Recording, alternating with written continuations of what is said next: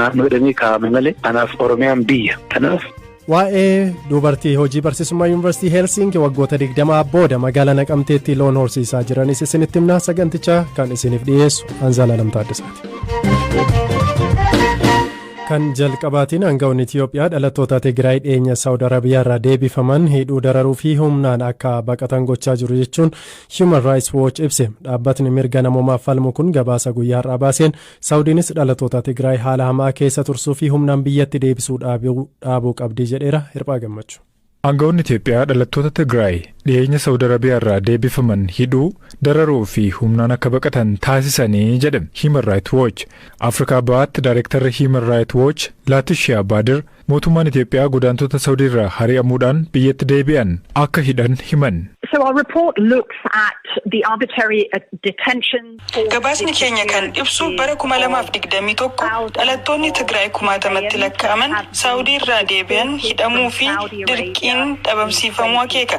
Saawud Arabiyaatti lammiileen Itoophiyaa haala suukkaneessaa ta'een hidhamuun waggootaaf itti fufeera. Kanneen biyyatti deebifaman keessaa dhalattoota Tigraay lakkoofsaan xiqqaa hin taanetu jira. Wanti haaraan argamee fi nama yaaddessu dhalattoonni Tigraay gara Itoophiyaatti wayita deebi'an kan isaan mudatudha. Laatishiyaa Baadar akka himanitti dhalattoonni Tigraay Saawud Arabiyaa irraa gara Itoophiyaatti deebi'an kaan isaanii Finfinneetti hidhamuu fi kan hafan erga Affaar qaqqabanii booda hidhamuudha dubbatu. Many of them had been detained in. Baay'een isaanii Saawud Arabiyaa irraa gara Itoophiyaatti otoo hin deebifamin dura ji'oota dheeraaf haala hamaa ta'e keessatti hidhaa turaniiru. Muraasni isaanii waggootaaf hidhaa keessa kan turan jiru. Baay'een isaanii rakkoo fayyaa qabu. Haalli Finfinneetti wayita deebi'an isaan mudatu ittuu isaan tasgabbii kan dhorkudha. Mana hidhaa mootummaan itti isaan hidhu 8tu jira. Iddoon namoonni tursiifaman adeemsa keessa dhalattoota Tigraay fi mana hidhaatti geeddaramaniiru. Mootummaan Itiyoophiyaa gabaasa Human Rights Watch baase kanarratti amma yoonaatti deebiin kennine.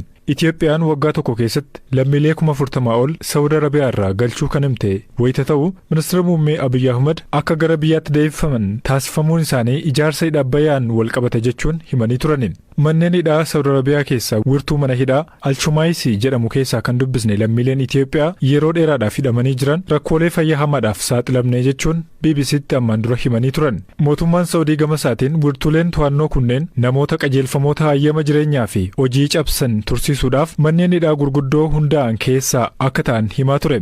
Human Rights Watch itti dabaluun aangawoonni Itiyoophiyaa godaantonni kunneen gara Tigraayitti wayita deebi'aa jiranii fi buufata xiyyaaraa Samaraatti to'achuudhaan gara manneen hidhaa Affaarii fi kibba Itiyoophiyaatti argamanitti dabarsaniiru jedha.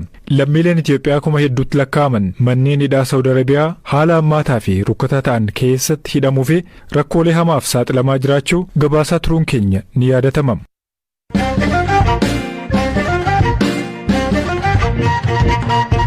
Hariiroon Itiyoophiyaa fi Sudaan gidduu jiru laafachuu isaa hordofee ji'oota 6 darban keessa daandii guddaan biyyoota lamaan walitti ceesuu Galabaat Matammaa cufamee ture. Daandichi amma deebi'ee banamuusaa bulchaan Gondar Lixaa obbo Dassaaleny Xaasoo ibsitti himaniiru. Daandii kana aangawoonni Sudaan ji'a 6 dura cufuu isaaniitiin sochiin naannawaa daangaa sanaa addaan citee akka ture ibsameera. Marii kanarratti namoota gama Sudaanii fi Itiyoophiyaan argaman irrattis obbo Dassaaleny dubbataniiru. Marichi kaleessa godina lixa Gondar magaala Matammaa kan Galabaat cinaatti argamu keessatti gaggeeffame. Gama isaaniin Birgaader Jeneraal Bashir Said akkasumas Birgaader Jeneraal Faisal kan jedhaman argamaniiru. Karaa keenya kan garicha dursee deeme anuma bulchaa godinichaati. Jeneraalonni fi koloneelotni keenya turaniiru. Marii keenya bulees konkolaattonni isaanii gara biyya keessaatti galuun daldaltoonni mukkeen akka bargamoo waan jiraniif fe'anii bahaniiru. Karaa keenyas meeshaalee alergii fe'anii deemuun yaalameera. Kana caalaa torbeen booda walitti dhufeenya hawaasaa kan cimsuu fi daandii idil addunyaa biyyoota lameen wal qunnamsiisu banuun itti fufuun ni hojjetama. Mootummaan Sudaan daandicha ji'oota 6 dura ture kan inni cufe. Kun ammoo dinagdee biyyoota lameenii irratti dhiibbaa uumeera kan jedhan obbo Dassaaleny hariiroon uummata biyyoota lamaanis addaan citee akka ture himaniiru. Daandichi gara buufata dooniitti kan geessudha. Galabaat daandii Itoophiyaa fi Sudaan walitti hidhuudha. Sababni addaan akka citu ta'es kanumaaf natti fakkaata. Daandichi karaa meeshaaleen alatti ittiin ergamanii fi gara biyya keessatti galanidha. Daandiin kun cufamuun isaa dhiibbaa dinagdee guddaa uumeera. Keessumaa jiraattota naannoo daangaa irratti rakkoo fideera. Akka biyyaattis dhiibbaa wal fakkaataa fideera. Dhimma daangaa irrattis yoo waliin maratame malee haala kanaan duraan rakkoo ta'a. Suudaanii fi Itoophiyaan walitti dhufeenya dinagdee fi hawaasummaa guddaa waliin qabu. Nageenya uummataa kan mirkaneessuu fi dinagdees kan cimsu irratti waliin hojjechuu barbaachisa.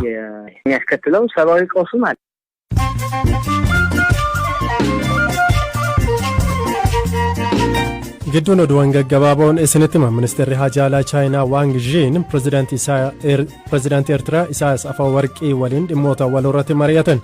Waang Zhiin Chaayinaan qoqqobbii Eertiraarra kaa'amu kamiyyuu kan mormitu ta'uu ibsaniiru. Deeggarsa namoomaa kennaa kan ture dhaabbanni Norwegian Refugee Council jedhamu gura mootummaan Itoophiyaa ji'oota 5 irra kaa'e kaa'uusaa hime. Dhaabbatichi dhiyeenyatti baqattootaaf deeggarsa kennuu akka itti fufu himeera. Itoophiyaan odeeffannoo sobaa tamsaasu jechuun dhaabbilee kanneen uggurtee ture.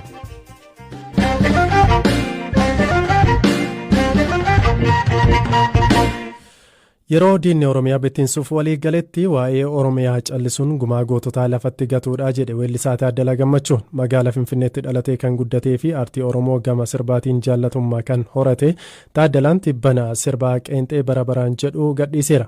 Waa'ee sirba isaa kanaa fi qabiyyee sirbichaa ilaalchisee waayilakoo maatii olaanaa waliin turtii taasiseera.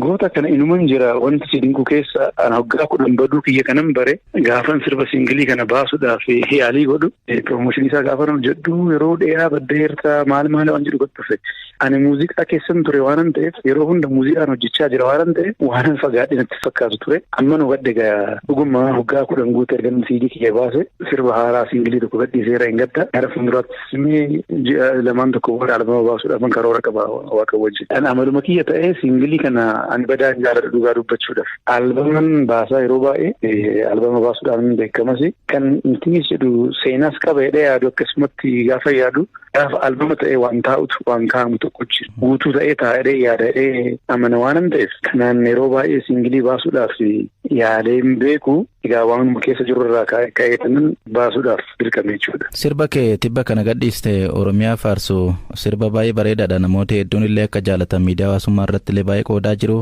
Waa'ee sirba tibbana gadhiiste kanaa mee nutti himi? Walaloo barreesse Yoosan Geetahuun zeemaa Geetichi hojjete sagaleedhaan irratti hirmaatte sirba kana iddoo gootota waame kanarratti kan inni fudhachuu qabu itti gaafatamummaa fudhachuu qabu ana gootota hundumaa kan achi keessatti galche ana Yoosanii miti sirba kana inni mata dureen isaa barabaraan jedha kabaja kee ulfina keef eegsisuudhaaf ilmaan kee nuti jirra isheen oftu waan jedhu qaba keessaa guutuusaa dhaggeeffatte waa'ee Oromiyaati fi Oromummaati. Keessumaa yeroo dhiyoodhaa asitti amma haala biyyattiin keessa jirtuun wal qabatee artistoonni duraan waa'ee Oromiyaa irratti sirban akkasumas artistoonni Oromoo baay'een namooti kaan illee amma waa'ee Itoophiyaa faarsuutti malee waa'ee Oromiyaa faarsuutti baay'ee xiyyeeffannaan amma hin jiru keessumaa sa'aatii kanatti ati immoo bifa haaraadhaan yeroo hin eegamne kanatti sirba kanaan dhufte akkamitti akka waa'ee Oromiyaa faarsuu sa'a kanatti filatte?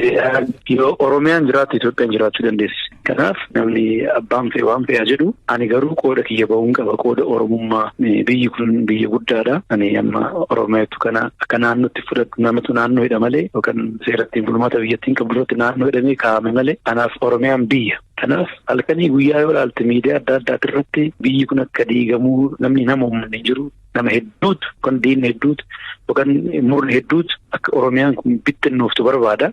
Ifatti ba'anii namootii maqaa sii kaasuu hin danda'a.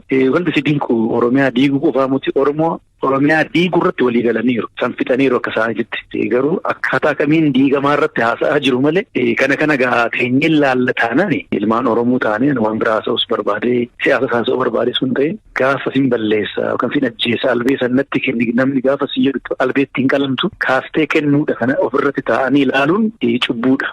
Haqa ilmaan Oromoo hedduun dhiigni isaanii irratti dhangala'ee lafeen itti caccabee gootawwan hedduu ilmaan qaqqaaliin biyya kanaaf wareegaman gumaa isaanii lafatti eeggatudha. Waan kana taa'an ilaaluun jedheetuman sa'a kanatti taa'uun sirrii miti jedhee waan kana dabba jechuudha. Gootonni Oromiyaa hedduu kaasteerta sirba kee kana irratti namoonni tokko tokko immoo akkuma atillee argite gootota bakka kanaan kaasne ka jedhu komiin tokko tokko hin jira waan sana irratti maal jettaati? Gaafan waan akkasii dhaga'u badaa sirrifadhu namni gaa namuma kanaaf namootiin waan akkasii goonni naannoo kanaan kaanedhanii warra kaasan akka cubbuutti fudhadhu waanuma keenya waan ta'eef hin keekinedhaniiti waan akkasii kaasanii waan san sirreessuudhaafis waadaa galee galeessa galgala yoo ilaaltee bakka san sirreessineerra rakkina teeknikiiti malee durumaan ture wanni suni ani gaafan Taaddasa Birruu kaasu Waaqoon keessatti argaa gaafan Nadhii Gammadaa kaasu Abishee Garbaa yookiin goota Oromoo Hacaaluu keessatti argaa gaafan Hacaaluu kaasu immoo gootota Oromiyaa hundan keessatti ilaala. Ani ilma naannootii miti ilma gandatti amanuu miti ilma Oromoo ta'ee amana waan ta'eef goonni naannoo tokko Oromiyaa hundaaf goota. Hayilee Fidaa yoo kaasne Hayilee Fidaa bakka hundatti kan Oromooti. An Oromummaa fi Oromiyaa ija tokkoon ilaala.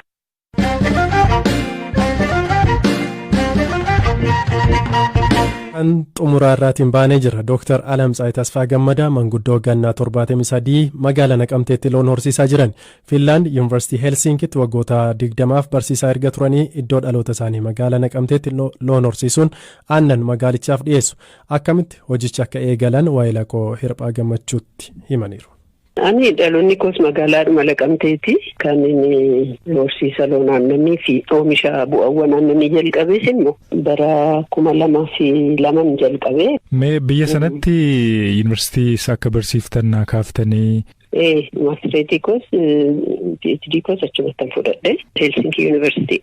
Akkuma maastireetii koo fixeen carraa naa kennanii yuunivarsiitii sana keessa kan hojjedhee riisarchii koo hojjedhu naa eeyyamanii achi olmost gara waggaa 20 kanan hojjedhee. Ayyee egaa umurii maanguddummaa keessa kan isin jirtanii namoonni baay'een yeroo soorama baanii jedhanii hojiirraa yeroo taa'an isin immoo hojjettu natti fakkaata. Mee akkamii hojiin achi keessatti?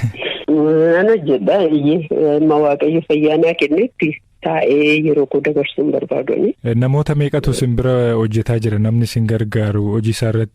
Jiru kanarra namni jiru amma nama 24 qabna. Biyya keenyatti amma qabeenya beelladaa baay'eetu jira jedhama. Afrikaa irraa tokkoffaadha jedhamte. Yeroo baay'ee garuu bu'a-qabeessummaan isaanii baay'ee guddaa miti. Biyya Finlaandiin wal bira qabdanii biyya keenyatti mee maaltu sororuu qabaa baay'ina isaanii irrattis qulqullinaanis oomishuu irratti maaltu jijjiiramuu qaba jettu isin akka ogeessaatti? Horii keenya calluminni kottee isaanii lakkaa'uutu hin ta'in horiin keenya tokkoffaa fooyya'uu qabu. Kan aannanis qobaatti fooyya'uu qabu.